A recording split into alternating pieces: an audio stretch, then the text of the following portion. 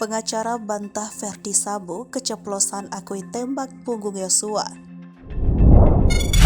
Kuasa hukum keluarga mantan Kadif Propam Polri Verdi Sambo, Rasa Lama Aritonang, membantah kliennya menembak punggung Brigadir Yosua Huta Barat saat di rumah dinas Sambo di Komplek Polri Duren 3.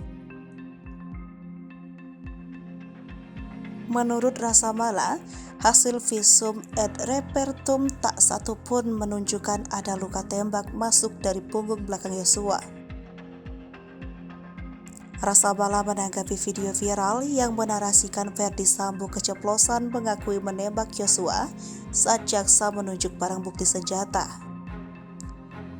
Video tersebut terjadi pada persidangan Rabu 7 Desember 2022 lalu saat Sambo menjadi saksi mahkota untuk terdakwa Barada Richard Eliezer Budihan Lumiu, Bribka Riki Rizal, dan Kuat Ma'ruf.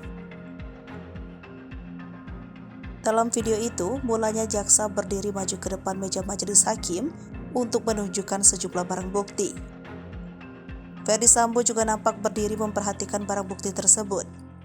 Jaksa kemudian menunjukkan barang bukti mulai dari pakaian dinas lapangan polisi yang dikenakan Verdi Sambo saat penembakan Yosua, senjata laras panjang milik Yosua yang diamankan Riki Rizal, pistol Glock 17, dan pistol HS milik Yosua yang juga disita Riki.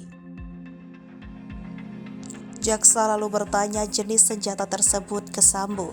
Sambo pun menjawab senjata itu Glock 17. Lalu jaksa memperlihatkan pistol jenis HS ke Verdi Sambo. Di momen inilah yang dinarasikan Verdi Sambo keceplosan menembak punggung Yosua. Rasa Mala Aritonang membantah pernyataan bahwa kliennya menembak Yosua. Rasa Mala Aritonang membantah pernyataan bahwa kliennya menembak Yosua. Rasa Mala menyebutkan hasil visum tak satu pun menunjukkan ada luka tembak masuk dari punggung belakang Yosua. Rasa Mala mengungkap maksud kliennya dalam persidangan itu adalah menembak ke dinding.